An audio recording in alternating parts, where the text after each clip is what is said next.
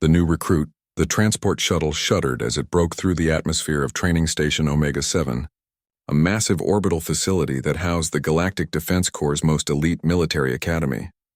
Among the nervous recruits pressed against the viewports, one human sat quietly in the back corner, her dark hair pulled into a regulation bun, her uniform crisp and unremarkable. Lieutenant Sarah Chen had requested this assignment specifically, though none of her fellow cadets knew why. To them, she was just another human trying to prove herself in a galaxy where her species was still considered the newcomers. Earth had only joined the Galactic Alliance 15 years ago, and humans were still fighting for respect among the established alien races. The shuttle docked with a metallic clang, and the recruits filed out into the gleaming corridors of the station. The facility was enormous, built to accommodate dozens of different species. Gravity plates adjusted automatically as they walked, accommodating everything from the heavy-world Kragnari to the delicate, bird-like Tessari. The walls were lined with holographic displays showing the history of the Corps, featuring legendary battles and heroes from across the galaxy. "Listen up, maggots." The voice boomed across the docking bay, causing several recruits to jump. Commander Vextar, a towering Zephyrian with 4 arms and skin like polished obsidian, strode into view.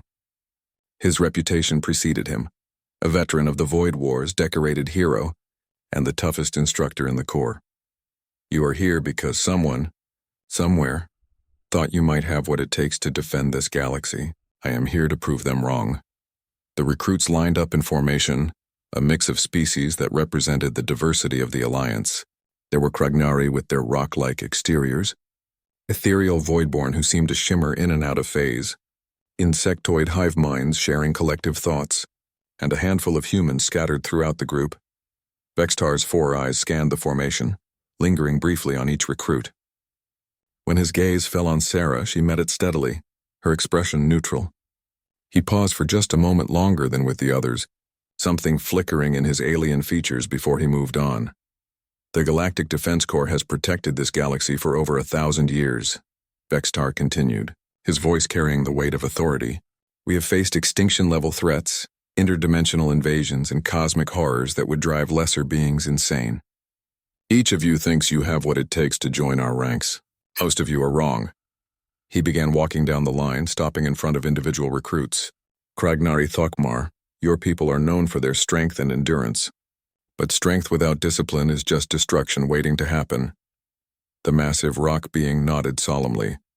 "Tessari Whistling Wind, your species' reflexes are legendary. But can you make the hard choices when lives hang in the balance?" The bird-like alien's feathers ruffled nervously. When he reached Sarah, Vextar towered over her small frame. At barely 5'6", she looked almost fragile next to the alien warriors surrounding her.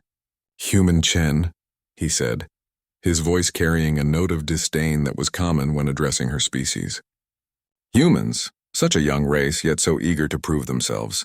Tell me, what makes you think you belong here among your betters?" Sarah's voice was steady, calm. "With respect, Commander, I'm not here to prove I belong among anyone. I'm here to serve the Alliance and protect innocent lives. My species doesn't define my capabilities." A few of the alien recruits exchanged glances. It was rare for anyone to speak so directly to Commander Vextar, especially a human. The commander's 4 eyes narrowed, studying her face intently. Confident. "That's either going to serve you well or get you killed." He leaned closer, his voice dropping to a whisper that only she could hear. "This isn't some human military academy, recruit. The enemies we face out there don't care about your feelings or your determination. They will tear you apart without a second thought." "Understood, sir," Sarah replied, not backing down an inch. Vextar straightened and addressed the group again. "You will be divided into training squads of 8. Each squad will compete in various exercises designed to test not just your individual abilities, but your capacity to work as a unit. The lowest performing squad each week will face elimination trials. Fail those, and you're shipped back to whatever backwater world spawned you." The assignments were read out, and Sarah found herself in Squad 7, along with a mix of species that seemed almost deliberately challenging. There was Thokmar, the massive Kragnari whose idea of subtlety was using a smaller hammer. Zixatal, a hive mind whose constant chittering made it difficult to concentrate. Quen, a voidborn who had trouble maintaining solid form for extended periods. Kess, a tesserae whose nervous energy made her flit around like a hyperactive bird. Jitar, an aquatic deepborn who required a mobility suit to function in standard atmosphere. And leading them was Cadet Zorvan, an arrogant Zephyrian who clearly believed his species' natural advantages made him superior to everyone else. Well, Zorvan said as they gathered in their assigned barracks, his tone dripping with condescension. They've stuck me with the galaxy's rejects. A rock that thinks, a fish out of water, a bird that can't sit still, a ghost bugs, and, he looked at Sarah with particular disdain, a primitive ape. Sarah began unpacking her gear methodically, ignoring the insult. She'd heard worse, and from her experience, those who talked the loudest usually had the most to prove. I am Thokmar of the Stonecliffs clan, the Kregnari rumbled, his voice like grinding granite. I have crushed the bones of void hunters with my bare hands. Yes, very impressive, Zorvan waved dismissively with two of his forearms. But this isn't about individual prowess.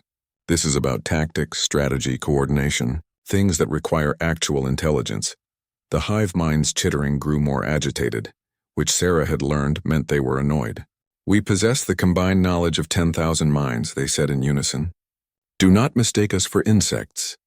As the squad continued their introductions and subtle posturing, Sarah noticed something troubling. Despite their individual strengths, they were already fragmenting. Zorvan's arrogance was alienating everyone. Thokmar's directness clashed with the others' more subtle approaches, and the various biological and cultural differences were creating communication barriers.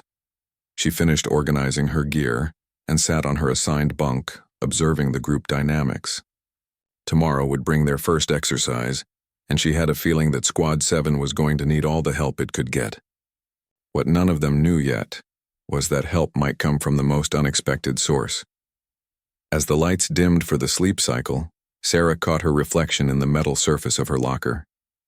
Her regulation uniform covered everything, including the intricate tattoo that decorated her left shoulder, a tattoo that told a story none of her squadmates would believe. And that would change everything once Commander Vexitar learned the truth about who Sarah Chen really was. First contact protocols. The alarm that woke Squad 7 was designed to be unpleasant for every known species in the Alliance. Sarah rolled out of her bunk as the others groaned and complained in their various languages. The artificial gravity had been increased overnight, making everyone feel sluggish except for Thokmar, who seemed unaffected by the change. First exercise begins in 30 minutes. Commander Vextar's voice echoed through the barracks speakers. Report to Training Bay 7 in full gear. And remember, in space, nobody cares if you're not a morning person. Sarah was already halfway dressed when the others began moving. Her movements were efficient, practiced, and caught the attention of Jitar, whose aquatic heritage gave him excellent peripheral vision even through his mobility suit's visor. You move like soldier already, Jitar bubbled through his suit's translator. Most humans are clumsy in morning. Early training, Sarah replied simply, checking her equipment one final time. She noticed Zorvan struggling with his gear harness, clearly not used to the increased gravity affecting his coordination. Training Bay 7 was a massive chamber that could simulate dozens of different environments. Today, holographic projectors had created what appeared to be the interior of a damaged space station. Sparks flew from broken conduits, artificial atmosphere hissed from torn bulkheads, and emergency lighting cast everything in an ominous red glow. Commander Vextar stood before the assembled squads, his forearms crossed behind his back. Today's exercise is simple. Your squad has boarded a derelict research station to investigate why it went dark 3 days ago. Unknown energy signatures suggest the crew may have encountered something hostile.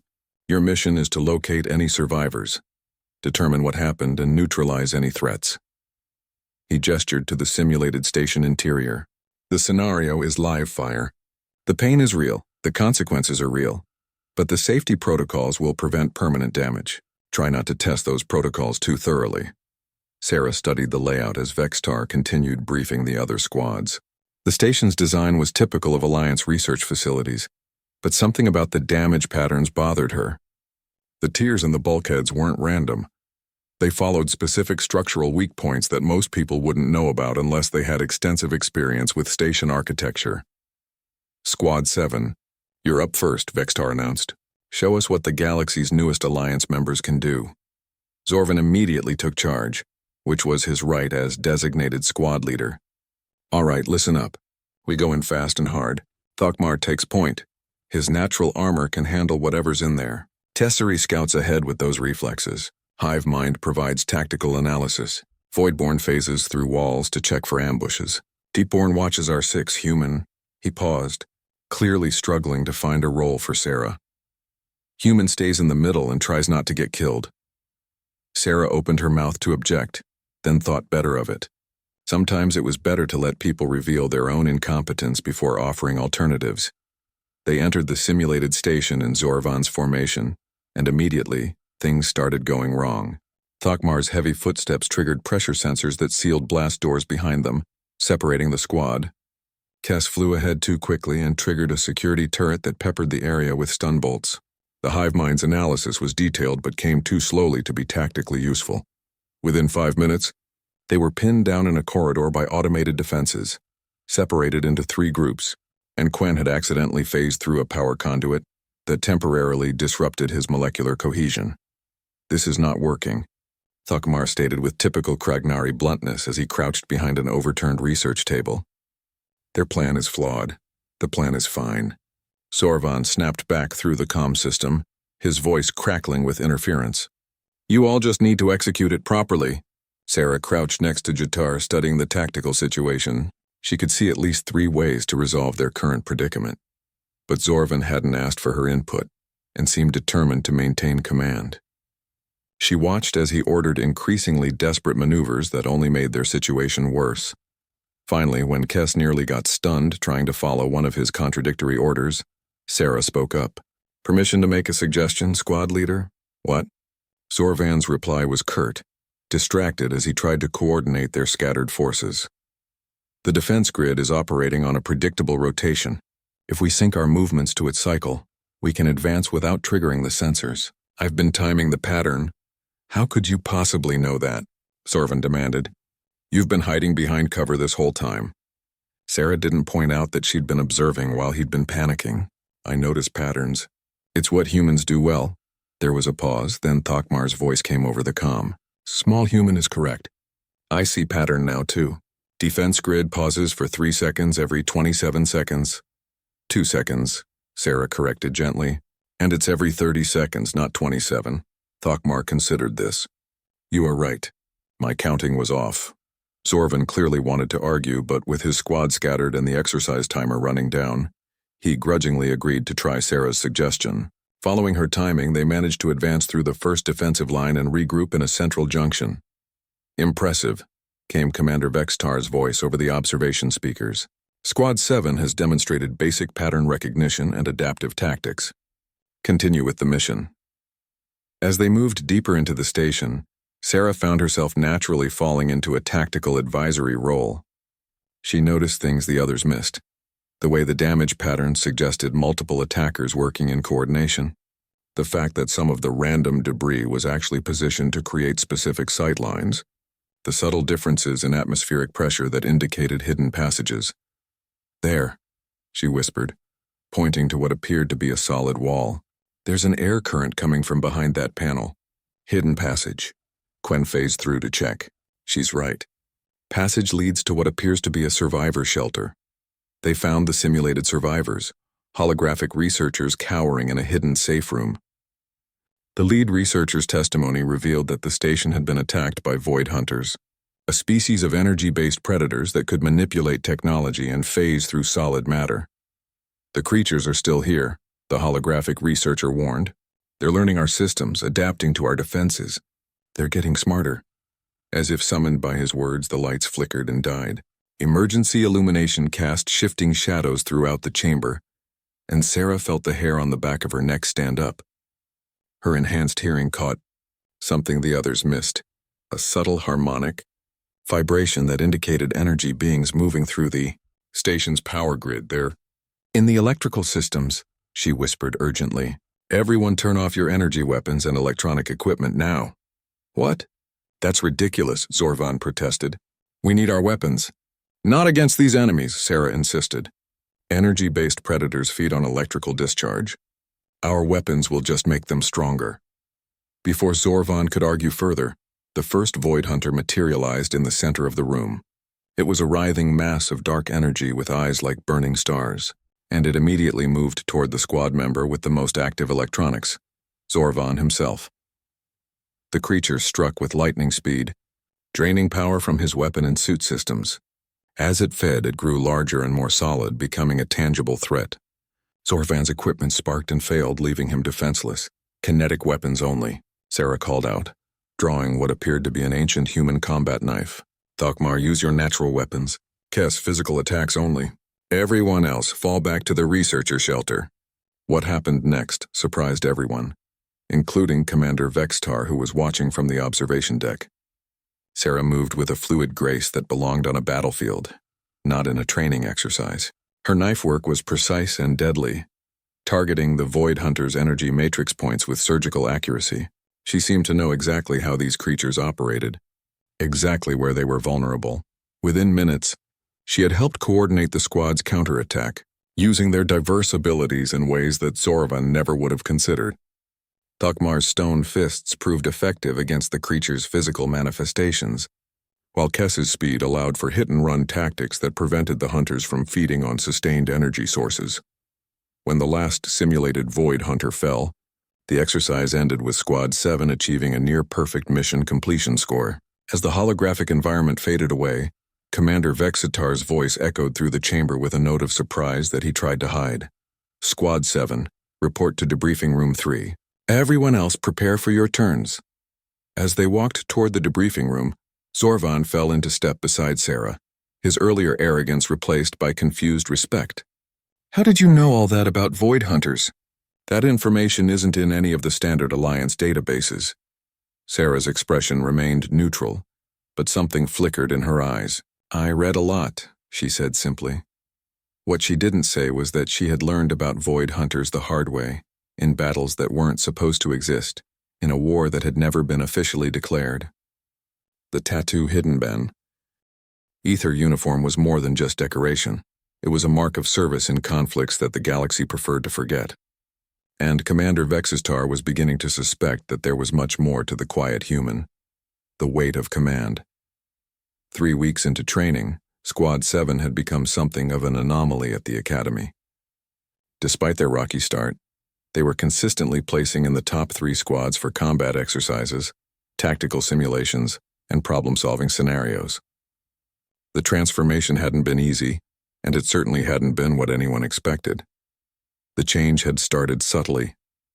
After the Void Hunter exercise, Zorvan had begun asking Sarah for her opinion more frequently, though he still maintained official command. The rest of the squad had noticed her uncanny ability to predict enemy movements, spot tactical weaknesses, and coordinate complex maneuvers under pressure.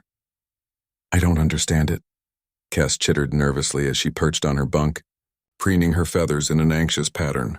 She's just a human, but she fights like she's been doing this for decades. Have you seen her combat scores? Thokmar, who was carefully sharpening his claws on a piece of regulation stone, rumbled his agreement. Small human has warrior's eyes. She sees death before it comes. Jatar's translator bubbled softly as he spoke from his environmental tank. My people have saying that deep waters run silent. Human Shen has deep currents. The hive mind, represented by their current speaker Zixatal, clicked mandibles thoughtfully. We have attempted to analyze her tactical patterns. They do not match any known human military doctrine. Too efficient, too experienced. Quen flickered in and out of phase, a sign of deep contemplation among his species. During yesterday's night combat exercise, I observed her movements. She avoided areas of potential ambush that our sensors couldn't detect. It was as if she knew the terrain intimately, though she had never seen it before. Zorvan, who had been listening from his corner of the barracks, finally spoke up. I've been thinking the same thing. At first I thought she was just lucky, or maybe humans have some natural tactical instinct we don't know about. But it's more than that. He paused, his pride warring with honesty. She's a better squad leader than I am. The admission hung in the air like a confession. For a Zephyrian to acknowledge tactical inferiority to a human was almost unthinkable. Their species had been leading military operations for centuries, before humans had even discovered fire. Have any of you noticed she never talks about her background? Kes asked, her head tilting in that curious bird-like way. Most humans love to share stories about their homeworld, their families, their previous experiences. Chen answers questions, but she never volunteers information. It was true. Sarah was friendly enough with the squad, always willing to help with training or offer tactical advice, but she remained professionally distant when it came to personal matters. They knew she was from Earth, that she had requested assignment to the academy, and that she had somehow qualified for the advanced program, despite being from such a young species. Beyond that, she was a mystery. Their speculation was interrupted by the morning alarm. Today was different, though. Instead of the usual harsh klaxon, a softer chime indicated they should report to the main briefing amphitheater, rather than the training bays. Commander Vextar stood before the assembled recruits, but he wasn't alone. Beside him was Admiral Korthak, a legendary Kragnari warrior whose stone-like features bore the scars of 100 battles. Her presence meant this was no ordinary briefing. "Recruits," Admiral Korthak's voice rumbled like an avalanche. "For the past month, you have been engaged in simulated combat scenarios designed to test your individual and unit capabilities. Today that changes. You will face your first live-fire exercise." A murmur ran through the assembled squads. Live-fire exercises were usually reserved for final-year cadets, not recruits who had been training for less than a month. "The Alliance has received a distress signal from Research Station Kepler 438b, Admiral Korthak continued. "The station has gone dark and unmanned probes indicate possible hostile activity. Rather than risk a full military response for what might be a simple technical malfunction, we are sending Academy squads to investigate." Commander Vextar stepped forward. "This is not a drill. The ships you board will be real. The weapons will be loaded, and the enemies you face, if any, will not hesitate to kill you. Squad leaders will receive detailed briefings in 20 minutes. All squads will depart within 6 hours." As the recruits filed out, chattering nervously among themselves, Sarah remained behind for a moment, studying the tactical display that showed the location of the research station. Something about the situation bothered her, but she couldn't quite put her finger on what. "Second thoughts, Chen." Commander Vextar's voice made her turn. He was standing alone now, Admiral Korthak having left for other duties. "No, sir. Just trying to understand why we're being sent instead of regular forces. A dark research station usually means one of 3 things: technical failure, internal security breach, or external threat. If it's technical, engineers would be more useful. If it's internal, security forces would handle it. If it's external," she paused, meeting his gaze directly, "external threats to research stations are usually very dangerous." Vextar's 4 eyes studied her intently. "Your reasoning?" "Research stations go dark when they encounter something unexpected. Something they weren't prepared for. The fact that probes detected possible hostile activity, but couldn't identify it, suggests we're dealing with an unknown threat type. Sending cadets against unknown hostiles is either a calculated risk or a field test. And which do you think it is?" Sarah considered carefully. "Both, sir. The Alliance wants to see how the new generation performs under real pressure, but they've chosen a scenario where the risk is manageable." "Probably." Commander Vextar was quiet for a long moment. "You speak like someone with experience in threat assessment, Chen.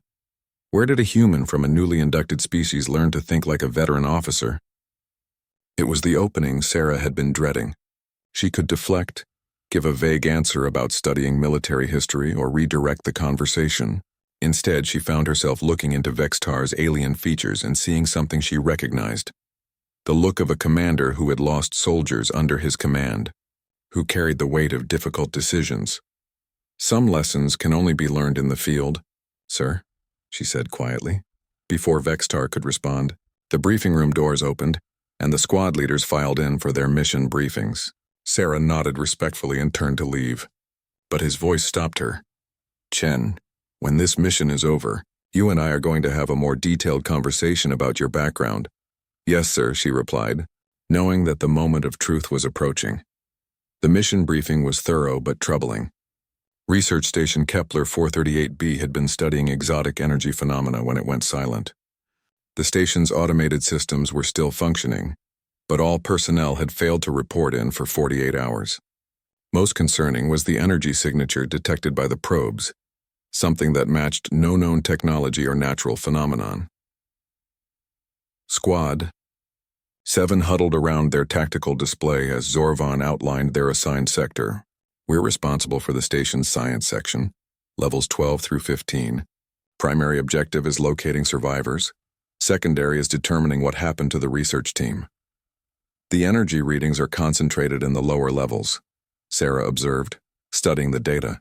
If I were planning this mission, I'd want to know more about what they were researching before we go in blind.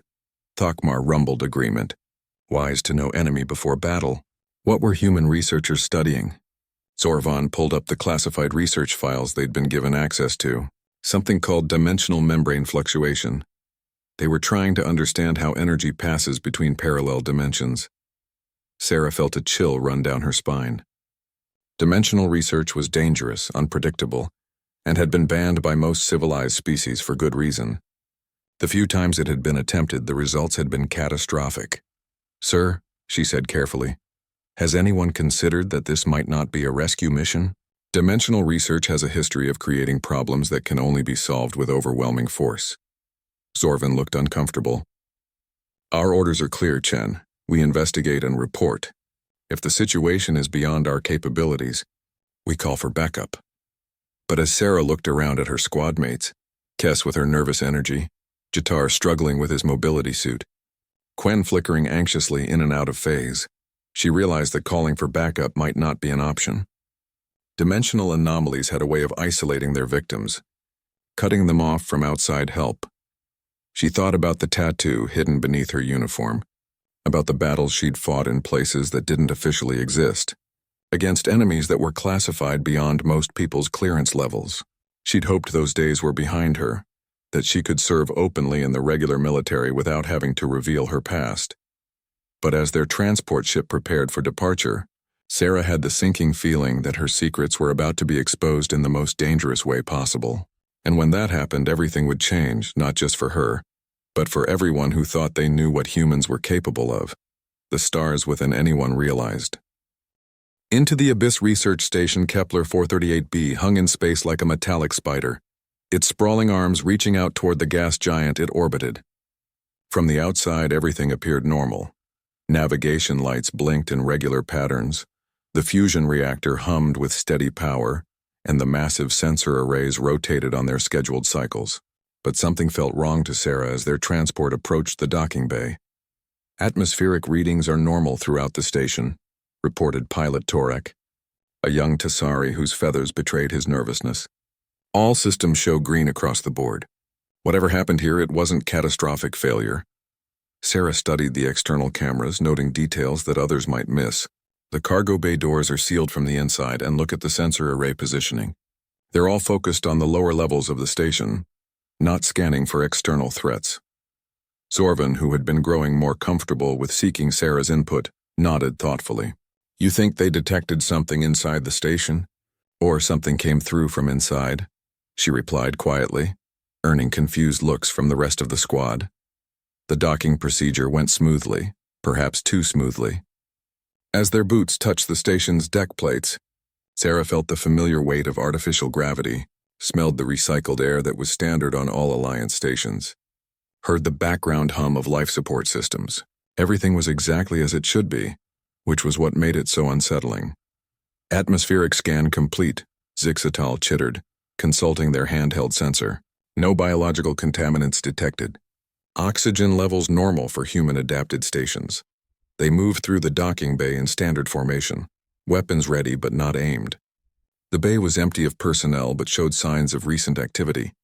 Cargo containers left half opened, loading mechs powered down mid-task, personal effects scattered as if their owners had left in a hurry. "Look at this," Jatar bubbled, his mobility suit sensors analyzing a stain on the deck plates. Spilled coffee still relatively fresh, maybe 6 hours old. Someone was here recently. Kess flitted from container to container, her sharp eyes scanning for details. No signs of struggle, no damage to equipment. Whatever made the crew abandon their work, it wasn't violent.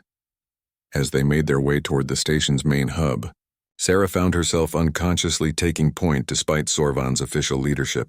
Her movements were fluid, practiced as she cleared corners and checked sightlines, with the efficiency of someone who had done this countless times before. The central hub was a massive circular chamber that connected all of the station's major sections. Holographic displays showed station status, research progress, and personnel assignments. According to the logs, 43 scientists and support staff had been aboard when communications ceased. Emergency logs show no distress calls. No system alerts, no recorded incidents, Quinn reported, his partially phased form allowing him to access secured data ports. Personnel simply stopped reporting for duty rotations 18 hours ago. Thokmar examined the security checkpoints leading to different sections. Blast doors are sealed, but not from emergency protocols. Someone activated manual lockdown procedures. Sarah studied the security logs, her expression growing troubled. The lockdown was initiated from the research levels. Someone down there didn't want anything getting out.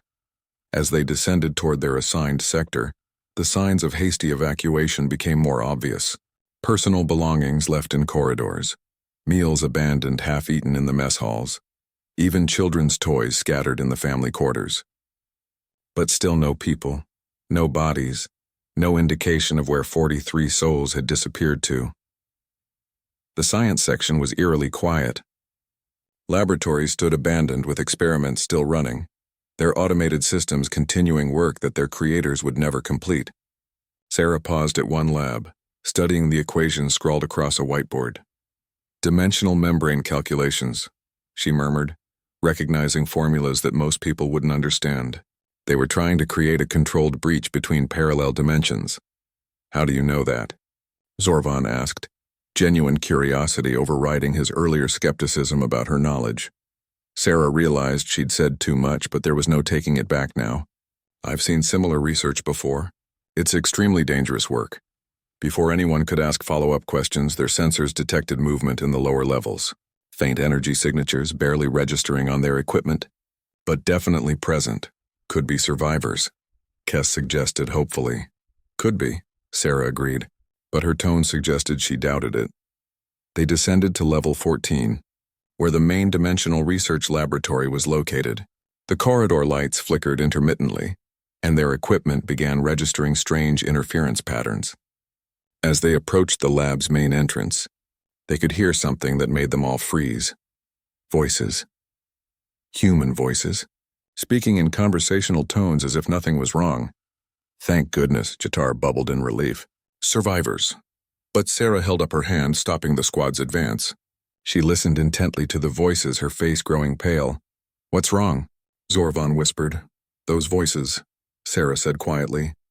They're having the same conversation on repeat, listen. The squad strained to hear, and gradually they realized she was right. The voices were cycling through the same exchange every few minutes like a recording stuck on loop. Dr. Martinez, have you checked the containment field stability? Yes, Dr. Ewan. Readings are normal. The membrane breach is holding steady at 2%. Excellent. This could be the breakthrough we've been looking for. Dr. Martinez, have you checked the containment field stability? Yes, Dr. Ewan. Readings are normal. The pattern repeated endlessly. Exactly the same inflection, the same timing. The same words. That's not possible, Quinn whispered, his form flickering more rapidly in distress. Sarah's hand moved instinctively to her sidearm, her entire demeanor shifting from cautious to combat-ready. Everyone back up slowly. Don't make any sudden movements, and what are you talking about? Zorvan demanded. Those are the researchers we came to rescue. No, Sarah said firmly, her voice carrying an authority that made everyone stop arguing. Those aren't people anymore. Dimensional breaches don't just tear holes in space. They can trap consciousness, creating temporal loops where the same moments repeat endlessly. The realization hit the squad like cold water. If Sarah was right, then the voices they were hearing were echoes of the researchers' final moments, trapped in an endless cycle. How do you know this? Thokmar rumbled, his massive form tensing for potential combat. Sarah met his gaze steadily. Because I've seen it before. Before anyone could respond, the voices suddenly stopped. The silence was deafening, broken only by the station's background hum and their own breathing. Then slowly new sounds began to emerge from the laboratory. Footsteps, but wrong somehow, as if they weren't quite in sync with normal spacetime. They know we're here, Sarah whispered. When dimensional loops are disturbed by outside observers, the trapped consciousness can sometimes break free. But they're not the same as they were. They're changed. The laboratory doors hissed open and figures emerged into the corridor. At first glance, they appeared to be human researchers in lab coats, but as they moved closer, the wrongness became apparent. Their movements were slightly off-tempo, as if they were operating under different temporal rules. Their eyes reflected light like mirrors, and when they spoke, their voices echoed with harmonics that shouldn't exist. "Visitors," one of them said, the voice carrying undertones that made everyone's skin crawl. "How wonderful. We've been waiting so long for someone to share our discovery with." "Dr. Martinez?" Zorvan called out hopefully. "Dr. Ewan? We're here to help. What happened to your research team?" The figures tilted their heads in unison, an unnatural movement that confirmed Sarah's worst fears. "We made a breakthrough," they said together, their voices perfectly synchronized. "We found a way to exist in multiple dimensions simultaneously. Would you like to see?" "Run," Sarah said quietly. "What?" Zorvan looked confused. "Run," Sarah shouted, just as the figures began to move toward them with impossible speed. The squad scattered, training taking over as they implemented emergency dispersal protocols. Sarah grabbed Kess, whose flight reflexes had frozen her in place, and hauled her toward an emergency bulkhead. Behind them, the dimensional echoes of the research team pursued with movements that defied physics, sometimes seeming to teleport short distances or move through solid objects. "Emergency stairwell," Sarah called out, leading them toward a service corridor she'd noted during their approach. Her knowledge of station layouts was proving invaluable as she guided them through maintenance passages that the corrupted researchers couldn't predict. They regrouped 3 levels up, gasping and shaken. Jatar's mobility suit had taken damage during their escape, leaking coolant in small puddles around his feet. Quinn was having trouble maintaining solid form, his terror causing his molecular cohesion to fluctuate wildly. "What were those things?" Kess chittered, her feathers standing on end. "Dimensional echoes," Sarah explained, checking her equipment while keeping watch on the corridor behind them. "When consciousness gets trapped between dimensions, it can create copies of itself. They remember being human, but they're not anymore.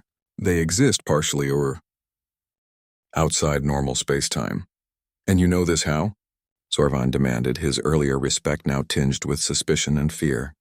Sarah looked at each member of her squad, seeing the fear and confusion in their alien features. She'd hoped to keep her secrets buried, to serve out her time at the academy and transition to regular military service, without anyone knowing about her past. But that option was gone now. "Because 15 years ago I was part of a classified response team that dealt with dimensional incursions," she said quietly. "Earth's first contact with the galactic community wasn't as peaceful as the history books claim. We encountered things that the Alliance preferred to classify rather than explain." She rolled up her left sleeve, revealing the intricate tattoo that had been hidden beneath her uniform. It was complex, beautiful, and clearly not of human origin. Geometric patterns interweaved with symbols from a dozen different alien cultures, all surrounding a central design that seemed to shift and move when viewed directly. "The Voidwalker Corps," she continued. "We were Earth's answer to threats that couldn't be solved with conventional military force. Dimensional predators, temporal anomalies, quantum insurgencies, things that most species encounter once in a millennium, we dealt with on a regular basis." Thokmar studied the tattoo with his deep knowledge of military traditions. "I have heard whispers of such a unit. Legends speak of human warriors who could walk between worlds, fight enemies that existed outside reality." "Not legends," Sarah said grimly. "Very real, very classified, and officially disbanded 5 years ago when the Alliance decided that such capabilities were too dangerous to maintain." Zixatal's chittering took on an excited quality. "The collective knowledge of the Hive speaks of rumors.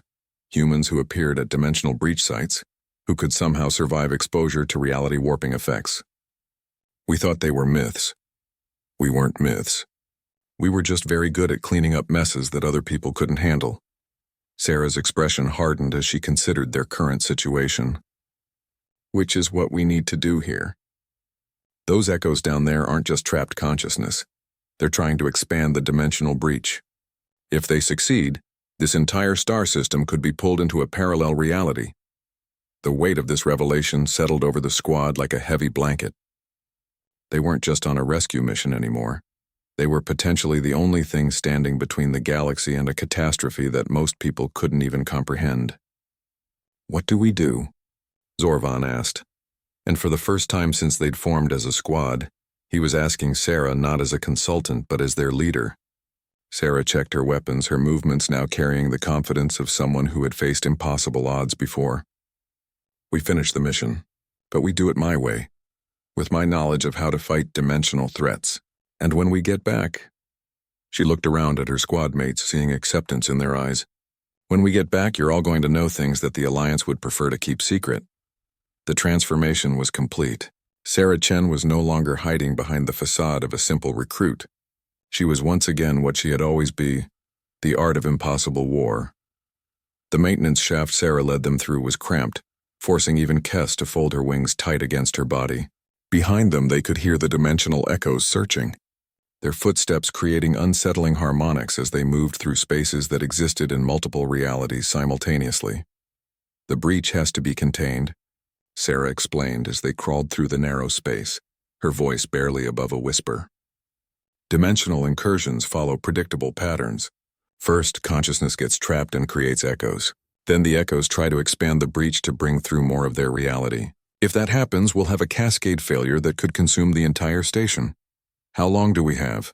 Jitar asked, his mobility suit scraping against the metal walls. Based on the echo behavior we observed, maybe 2 hours before the breach becomes self-sustaining, Sarah replied. After that, even a full Alliance battle fleet wouldn't be able to stop it. They emerged into a secondary laboratory, one that had been abandoned when the research team fled. Sarah immediately went to the dimensional monitoring equipment, her fingers flying over controls that should have been unfamiliar to a basic cadet. I need to see the original breach parameters, she muttered, pulling up data streams that made the others' heads spin. Here. They were trying to create a controlled membrane puncture to study parallel dimension physics. The breach started at 2%, but it's grown to 15% in the last 18 hours. Zorvan watched her work with growing amazement. You operate that equipment like you designed it. Similar principles to what I worked with before, Sarah said absently, then caught herself. The Voidwalker Core had access to cutting-edge dimensional technology. We had to understand how these breaches worked to fight the things that came through them. She pulled up a 3-dimensional display of the station, highlighting energy flow patterns that were invisible to normal sensors. The good news is that the breach is still localized to the main laboratory. The bad news is that the echoes are using the station's power grid to feed it energy. So we cut the power, Kess suggested. Not that simple. Dimensional breaches don't follow normal physics. Cutting power might cause it to collapse catastrophically, or it might cause it to expand rapidly to find a new energy source. We need to approach this surgically. Thakmar's rumbling voice carried a note of respect. You speak like a general planning a campaign against reality itself. Sarah paused in her work, meeting his gaze. That's exactly what this is. In dimensional warfare, the enemy isn't just hostile forces. It's the fundamental laws of physics. You have to think in ways that normal military doctrine doesn't cover. She turned back to the display, highlighting specific areas of the station. Here's what we're going to do. The breach is being stabilized by quantum resonance chambers in the main lab. If we can disrupt the resonance while simultaneously providing a controlled energy drain, the breach should collapse back to manageable levels. Sounds simple when you say it like that. Quen flickered nervously. It's not simple at all, Sarah admitted. The echoes will defend the breach instinctively. They may not be fully human anymore, but they retain all their scientific knowledge and they're working with physics that let them bend reality. We'll be fighting enemies who can step outside normal space-time.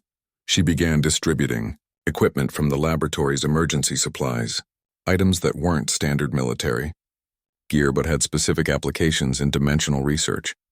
Temporal stabilization devices, she explained, handing out small cylindrical objects. Wear them on your wrists.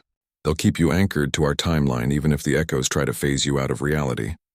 Zixatal examined the device with fascination. The collective knowledge contains no reference to such technology. Because it's classified beyond most species' clearance levels, Sarah replied. The Alliance knows about dimensional threats, but they prefer to pretend they don't exist rather than deal with the implications. As they prepared for their assault on the main laboratory, Sarah found herself slipping back into old patterns of command. She assigned roles based on each squad member's strengths, but adapted for the unique challenges of dimensional combat. Thakmar, you're our anchor. Your natural resistance to energy-based attacks will help protect you from dimensional displacement. Stay central and provide covering fire. She handed him a modified weapon that hummed with unfamiliar energy. This fires quantum-stabilized projectiles. They'll affect the echoes even when they're partially phased. Jitar, your aquatic nature gives you natural flexibility with environmental changes. You'll handle the resonance chamber controls. The interface is similar to flow dynamics calculations. She showed him a control interface that seemed to ripple like water. Kes, your speed and reflexes are our key advantage. The echoes move fast, but they're still bound by their original human limitations in some ways. You can outmaneuver them if you stay in constant motion. Quen, your phase abilities are actually an advantage here. You can match the echoes' dimensional shifting, but unlike them, you can still maintain coherent thought patterns. You'll be our scout and emergency extraction specialist. Sixatal, the collective's processing power is exactly what we need for tactical coordination. You'll monitor the dimensional field fluctuations and predict the echo's movements. Finally, she turned to Zorvan, who had been watching her transformation with something approaching awe. You're still squad leader, she said firmly. I'm providing tactical expertise, but command decisions are yours. Zorvan straightened, accepting the responsibility. What's your role in all this? Sarah's expression grew grim as she checked her own specialized equipment. I'm going into the breach itself. Someone needs to manually recalibrate the dimensional membrane from the inside, and I'm the only one here with the training to survive exposure to parallel reality streams. The statement hung in the air like a death sentence. Even her squad mates, despite their limited understanding of dimensional physics, could grasp that entering in humanity's answer to the impossible. And Squad 7 was about to learn why humans had earned their reputation as the galaxy's most dangerous problem solvers. Walking between worlds, the main laboratory was a cathedral of science gone wrong. Equipment that had once precisely controlled dimensional research now pulsed with chaotic energy, creating reality distortions that made the air itself seem to shimmer and bend. At the center of it all was the breach, a perfect circle of absolute darkness that seemed to swallow light itself, surrounded by a barrier of twisted spacetime that hurt to look at directly. The dimensional echoes of the research team moved around the breach like guardian spirits, their forms flickering between solid and translucent as they existed in multiple realities simultaneously. Sarah counted 12 of them, each one a perfect copy of the original researcher, but wrong in subtle ways that set her teeth on edge. Remember? She spoke quietly into her comm system. They have all the memories and knowledge of the original team, but their motivations are different now. They want to expand the breach to bring more of their parallel reality into ours. They'll see us as obstacles to that goal. Squad 7 had positioned themselves at strategic points around the laboratory, following Sarah's tactical plan. The temporal stabilization devices on their wrists hummed softly, keeping them anchored to their original timeline even as reality warped around them. Initiating Phase 1, Zorvan commanded, his voice carrying new authority born of trust in his team. Thokmar opened fire first, his quantum-stabilized rounds punching through the laboratory's equipment and striking one of the echoes. The dimensional copy staggered but didn't fall, its form rippling like water before solidifying again. The response was immediate and terrifying. The echoes moved with inhuman speed, some of them seeming to teleport across the laboratory while others simply stepped through solid barriers as if they didn't exist. Their voices, when they spoke, carried harmonics that made reality itself vibrate. Intruders, they said in unison, their words overlapping in ways that created impossible acoustic effects. You don't understand what we're trying to accomplish. We're opening doorways to infinite possibilities. Kes darted between the echoes, her natural speed enhanced by desperate adrenaline. Her role was to draw their attention and keep them moving, preventing them from coordinating their defense of the breach. They're fast, she chittered over the comm, but they move in predictable patterns. Because they're still following their original behavioral programming, Sarah explained even as she made final preparations for her entry into the breach. They remember being scientists, so they think like scientists even when they're defending reality distortions. Jitar had reached the resonance chamber controls, his aquatic heritage allowing him to think in fluid dynamics that translated well to dimensional field manipulation. Controls are responding, he reported. I can see the energy patterns, but they're more complex than anything in our training. Don't try to understand them, Sarah advised. Just follow the flow patterns. Dimensional fields behave like multidimensional water currents. Quen flickered in and out of phase, using his natural abilities to scout the Echo's positions and relay tactical information. 3 more Echoes emerging from secondary breaches, he reported. The main breach is spawning smaller openings. This was what Sarah had feared most, cascade failure. If the main breach started spawning secondary openings, the entire station would become a maze of dimensional instability. Zixatal, I need those field calculations now, she called out. The hive mind's multiple consciousness streams had been working on the problem since they'd entered the laboratory. Patterns suggest main breach will achieve critical expansion in 11 minutes 14 seconds, they reported. Secondary breaches are being fueled by quantum resonance. Feedback from damaged equipment. Sarah sealed the final connections on her dimensional suit and checked the exotic matter charges that would allow her to survive inside a reality breach. Beginning approach to primary breach. Cover me. She stepped out from behind her cover, and immediately every Echo in the laboratory turned toward her. Their mirror-like eyes reflected her image in ways that defied optical physics, showing her from angles that shouldn't exist. You, they said, their voices carrying recognition that chilled her blood. We remember you, Voidwalker, reality's executioner. Sarah didn't reply, focusing instead on her approach to the breach. Each step forward required conscious effort as the dimensional distortions tried to scatter her atoms across parallel timelines. The temporal stabilization device on her wrist sparked and flickered under the strain. One of the Echoes moved to intercept her, its form shifting between solid and energy as it approached. You cannot stop what we have begun, it said, reaching out with hands that existed in multiple dimensions simultaneously. Sarah drew her combat knife, not the regulation blade she'd used in training, but something else entirely. The weapon seemed to cut through reality itself, leaving brief tears in space-time that quickly sealed themselves. When she struck the Echo, it screamed in harmonics that made the laboratory equipment overload and fail. Quantum disruption blade, she explained to her stunned squadmates. Standard Voidwalker equipment. It can cut dimensional bonds. The other Echoes converged on her position, but her squad was ready. Thokmar's covering fire forced them to maintain some distance while Kess darted between them, disrupting their coordination. The battle became a deadly dance of reality-bending physics and conventional tactics. Sarah reached the edge of the breach and paused, looking back at her squad one final time. Through her visor, she could see the fear and determination in their alien faces. They understood what she was about to do, even if they couldn't fully comprehend the risks involved. 15 minutes, she reminded them. If I'm not back by then, follow evacuation protocols. Sarah, Zorvan's voice came through the comm with unexpected emotion. Whatever happens in there, we'll be here when you come back. She nodded, touched by the faith they were placing in her, then turned toward the breach. The darkness at its center wasn't empty. She could see movement within it, glimpses of parallel realities where different versions of events had played out. Some showed the research station intact and functioning, others showed it destroyed by various catastrophes, and a few showed things that defied description. Sarah activated her suit's dimensional shielding and stepped forward into the impossible. The sensation of entering a dimensional breach was indescribable to anyone who hadn't experienced it. Reality became fluid, flexible as if she were walking through liquid time. Multiple versions of herself existed simultaneously. Past versions, future possibilities, alternatives where she had made different choices. The suit's systems worked to maintain her consciousness as a single coherent stream, while her body existed across multiple dimensional planes. Inside the breach, she could see the true scope of the problem.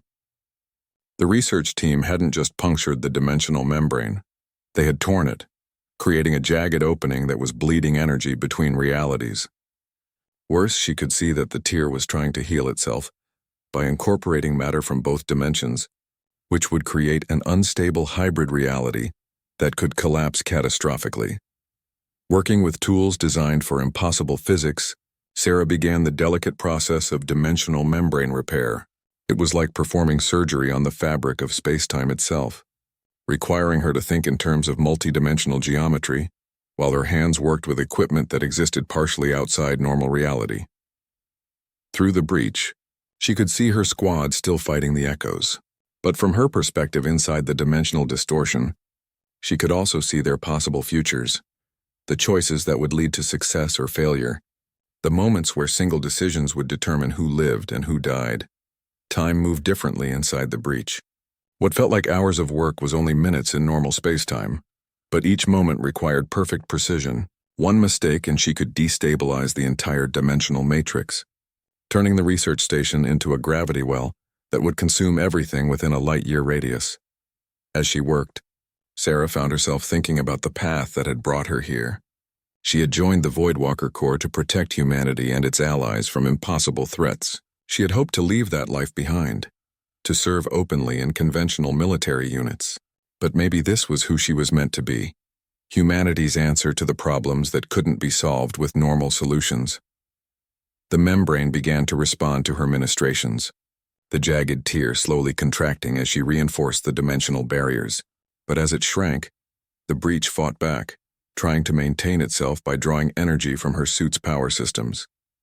Sarah's heads-up display flashed warnings as her dimensional shielding began to fail. She had perhaps 2 minutes of protection left before exposure to the raw, dimensional flux would scatter her consciousness. Across infinite parallel timelines, it would have to be enough. With practiced efficiency born of desperate experience, she completed the membrane repair just as her suit's power systems reached critical failure. The breach contracted rapidly, reality reasserting itself as the dimensional barriers snapped back into place. Sarah was thrown back into normal spacetime with enough force to send her sprawling across the laboratory floor. Her suit sparked and failed, its exotic systems overwhelmed by the dimensional transition. But she was alive, conscious and, most importantly, still existing in a single timeline. Around her, the dimensional echoes flickered and faded as the energy that had sustained them was cut off. The laboratory's emergency lighting came back online as normal physics reasserted control over the station systems. Sarah. Kess was the first to reach her, her small hands helping to remove the damaged helmet. Are you all right? You were only gone for 12 minutes, but it felt like hours. Sarah sat up slowly, her body aching from dimensional displacement effects. Status report, she managed. Breach is closed, Jitar reported from the resonance controls. All secondary openings have collapsed. Station systems are coming back online. Zorvan approached cautiously, studying the empty space where the dimensional breach had been. What happened to the original research team? Sarah's expression was grim as she considered the question. They're gone. When the dimensional membrane was breached, their consciousness got scattered across parallel timelines. The echoes we fought were just shadows, memories trapped in a loop. The weight of that revelation settled over the squad. 43 people lost not to death but to something far worse. Existence without coherence, consciousness without identity. But we stopped it from spreading, Takmar rumbled. Small human prevented great catastrophe. Sarah nodded, accepting the praise but taking no joy in it. This was what Voidwalker missions were like. Victory came with costs that normal military operations never had to contemplate. As they prepared to return to their transport, Zorvan fell into step beside her. When we get back to the academy, there are going to be questions. About what happened here, about your background, about capabilities that aren't supposed to exist. Sarah looked around at her squad mates, aliens who had followed her into impossible danger, who had trusted her expertise even when it defied everything they thought they knew about reality. They deserved the truth, even if it was a truth the Alliance preferred to keep hidden. Then I guess it's time for the galaxy to learn what humans are really capable of, she said quietly. The stars outside the station's viewport seemed different now, as if the very act of repairing reality had shifted their perspective on the universe itself. Squad 7 had faced the impossible and emerged victorious, but more importantly, they had discovered something about themselves and each other that training simulations could never teach. They had learned what it meant to trust completely, to fight for something greater than individual survival, and to follow someone brave enough to walk between worlds when the situation demanded it. And Commander Vextar, watching their mission reports from the Academy, was beginning to understand that his assessment of human capabilities had been dramatically incomplete. The truth revealed the debriefing room at Training Station Omega-7 had never hosted a meeting quite like this one.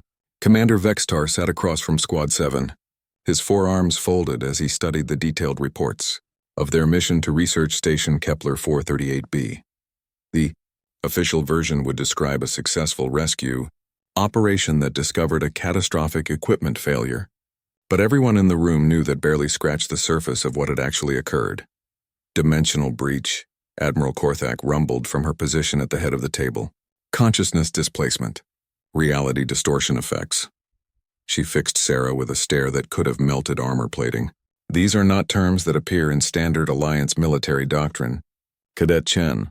Sarah sat at attention, her uniform crisp and regulation perfect, but the small quantum disruption blade on her belt was decidedly non-standard equipment. No ma'am, they are not. Yet your squad not only encountered these phenomena but successfully neutralized them using tactics and equipment that, according to our records, should not exist. Admiral Korthak gestured to a holographic display showing the mission timeline. Care to explain how a basic academy cadet possessed the knowledge and resources to handle a Class 7 dimensional incursion?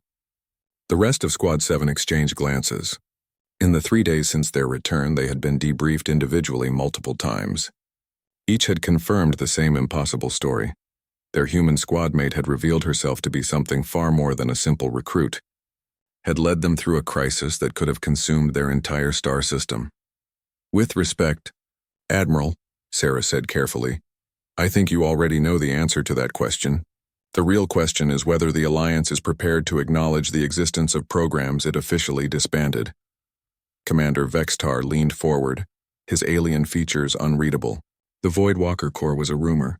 Shenjar ghost stories told by deep space crews about humans who could fight impossible enemies. Sir, with respect, I was never very good at being a ghost. Sarah reached into her uniform jacket and withdrew a small device that most people in the room wouldn't recognize. But Admiral Korthak's eyes widened as she saw the quantum encryption key that granted access to the Alliance's most classified databases. Authorization Chen 77 Alpha, Sarah said clearly. Voidwalker Corps, 3rd Battalion, 1st Company. Service record classification, Cosmic. The device projected a holographic display that made everyone except Sarah and Admiral Korthak step back in shock. Personnel files, mission reports, commendation, and incident summaries scrolled past in a blur of classified information that painted a picture of impossible wars fought in shadows. Dimensional incursion, Kepler 442 system, neutralized with quantum disruption charges. Temporal paradox containment Vega Station, resolved using chronometer stabilization protocols. Reality storm suppression, Frontier Sector 7, mission successful with minimal civilian casualties.